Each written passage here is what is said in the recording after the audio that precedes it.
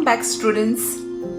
In today's video, where we are going to learn effect of bricks in oil pastels.